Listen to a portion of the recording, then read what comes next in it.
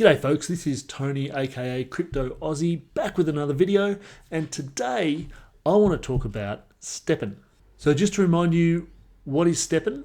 It's essentially an NFT project built on the Solana blockchain. It's one of the first M2E or MoveToEarn projects, which is essentially like P2E or play to earn, except you actually got to get up off your lazy ass and move around. So basically you buy one of their NFTs, you then walk, jog or run every day, and you earn crypto rewards for doing so. So in my last video, I did a bit of an introduction to Steppen, but one of the things I did not cover was the sustainability of the project. I said I'd come back to that in a later video, which I'm doing now. That's this video. Okay, so let's get into it. Now there are two tokens in the Steppen ecosystem. The first one is called GST or Green Satoshi token. Now it's the in-game currency and it has an infinite supply because it's constantly being minted to produce rewards for players in the game. And because it's the reward token, players have to sell it in order to monetize their returns, which creates constant sell pressure. But it's also constantly being burned through purchasing gems, repairing shoes, leveling up shoes. So there's a lot of use cases for it within the game, which helps to ease that sell pressure and disincentivizes players from just selling it in order to monetize their rewards. The other token is GMT, which is the Treasury and Governance token. It has a limited supply and is due to be released over the next 8 years. And it will be divided between the ecosystem, the founders and the investors. And it's also now starting to be used within the game. So it's required to level up sneakers at certain levels. It's also required to mint new sneakers.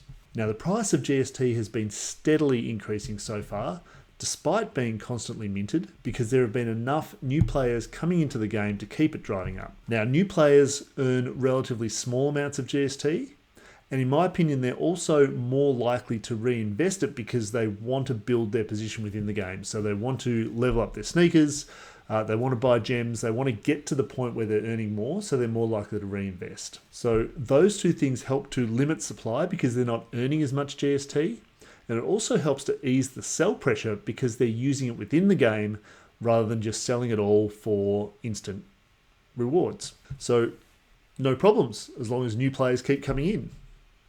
And if that sounds suspiciously like Ponzonomics, that's because it is. And it could be exacerbated by the proposed rental system, which is due to come in later in 2022, where owners of shoes will be able to rent them out to players, similar to Axie Scholars. On the one hand, this will lower the barrier to entry and bring a huge influx of new players into the game, which will keep it going longer. But it will also bring in a lot of people who are not as invested in the game because they don't own any of the expensive NFTs and therefore more likely to just sell their GST that they earn immediately rather than reinvesting it back into the ecosystem. Then there is the NFTs themselves, the sneakers. At the moment, there is no limit on how many sneakers can be minted, and you can't just let players mint sneakers willy-nilly forever and expect them to hold their value. Axie Infinity shows what can happen there. The floor price there was $300 6 months ago, and now it's more like 20 bucks. The only reason we can continue to spend 2% per day by just walking around without crashing the GST price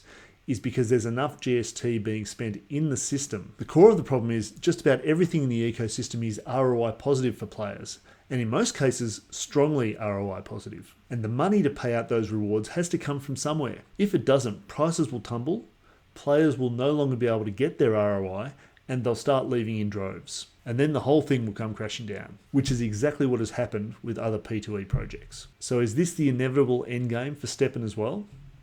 Well, it could be, but I don't think it has to be. There are two factors that I think give Steppen a greater chance of long-term success and sustainability despite the current Ponzonomic nature of their ecosystem. The first one is time, in that I think there are so many opportunities for growth for Steppen that they can continue to grow for a long, long time, which will give them time to figure out how to fix the underlying tokenomics. This is one of the first projects that clearly ties crypto to the fitness, health, and weight loss industries. And that market is huge. Steppen has recently hit 300,000 users, And it got there pretty quickly. But that is just a drop in the ocean compared to how big their market could be if they can tap into the mainstream fitness, weight and health loss markets. And they're already starting to do so. Many Steppen users are reporting that their family and friends who are not interested in crypto but are interested in health and fitness are starting to get into Steppen. And the project itself is trying to tap into this by working with influencers within the fitness industry to hopefully bring more non-crypto players into the project. Then there's partnerships and branding. So there's already a partnership between Steppen, Binance and ASIC to enable people to mint ASIC branded sneakers. And one of their advisors is a VP at Adidas. So you'd imagine that there is scope for a partnership with Adidas at some point in the future. And it doesn't take much imagination to think of dozens, hundreds, thousands of other businesses and companies related to the fitness and weight loss industries that would be interested in potentially partnering with Steppen in the future. As I said, the industry is huge. And in fact, one you might not have thought about is insurance. So back in my consulting days, I actually helped a large health insurance company build and launch a health and wellness app. And you can see why something like that might make a lot of sense for a health insurance company. It encourages people to be more active, which helps to improve their health, which in turn reduces the likelihood of them claiming on their health insurance. So it's a win-win-win all round. And what about expanding from just walking and running to other forms of exercise? Biking is an obvious next step, but beyond that, this could be applied to dozens and dozens of other forms of exercise, you would think. So I think the opportunities for growth are massive. But of course, this only extends the life of the project.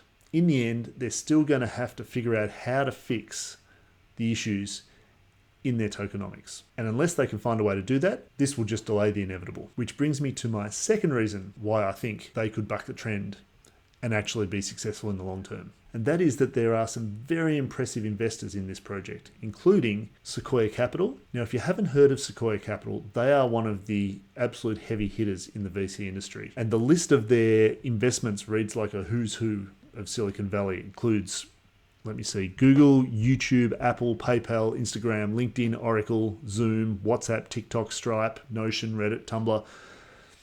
The list goes on. These guys know what they're doing. On top of that, they've got Solana Ventures, they've got Binance. These are not Mickey Mouse investors. These are serious investors.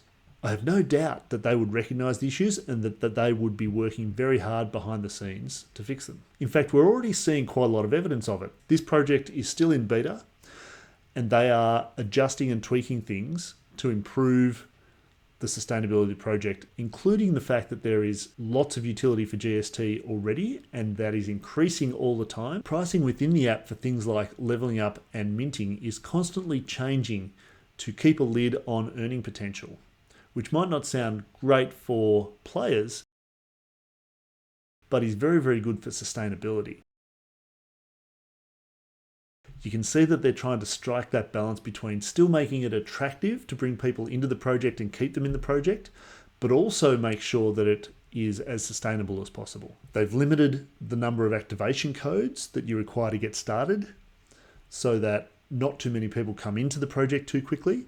And they've also implemented various waiting periods and cooldown periods to make sure that people can't move too quickly in terms of building up their position and earning. And I think that's all to make sure that this thing doesn't blow up too fast so that they can control the growth a little bit more and make sure that it grows at a sustainable rate and that they have time to address the issues. And as I said before, they're also driving pretty hard into the mainstream industry, including the partnership with ASIC and also working with mainstream fitness influencers. So they all look to me like pretty positive steps to help this project become more sustainable over the long term. Okay, so the bottom line, this thing could absolutely crash and burn. But the good news is that that's unlikely to happen for a while, and they're showing clear signs of recognizing the problems and doing something about them. Now, of course, that doesn't mean they'll succeed in fixing the problems. They still need to execute. And this is crypto after all. Anything can happen in crypto. But if they can do it, then this thing could be amazing. Crypto Aussie's outrageously expensive lawyer here. My client is not a financial advisor. In fact, he is not an advisor of any sort. Nothing he says should be considered financial advice or an investment recommendation of any type. Cryptocurrencies are inherently risky, and it is therefore incredibly important that you do your own research and make your own decisions. And if you feel like you need advice, then you should get it from someone who is trusted, qualified, and ideally ridiculously expensive, like me, but not Crypto Aussie. That guy is barely able to tie his own shoes. But as long as he keeps paying my inhumanly expensive fees out of his crypto earnings, I really don't care whether he can tie his shoes or not. Now, if you'll excuse me, it's time for me to go and get another super rich client to buy me a very long and very boozy lunch. Okay, we're back. Sorry about that. He has a habit sometimes of butting in uninvited. Anyway, just to be totally clear with you, I'm not recommending that you invest in Steppen. That's not my role, and frankly, it makes no difference to me whether you do or not. It's entirely your responsibility to make that decision for yourself. This video is purely for information purposes, with hopefully a little bit of entertainment thrown in. Okay, with that said, if you enjoyed this video, please give it a like, drop a comment in the comments below, and make sure you hit that subscribe button and the bell icon to be notified when I drop videos in the future. And if you want to take your crypto investing experience to the next level, make sure you check out the SatStackers Mastermind.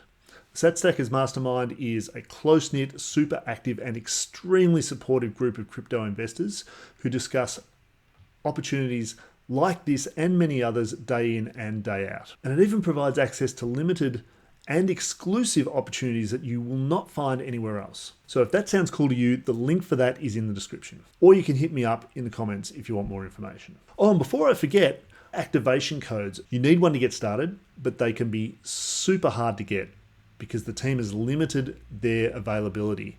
And that's because they don't want this thing to blow up too fast, get out of control, and explode. But the good news is I have one, and I'm going to give it to one lucky person who watches this video. To be in the running, all you need to do is like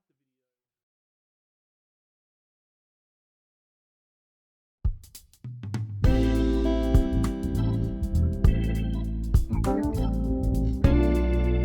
video. So that's it. Thanks for watching, and see you next time.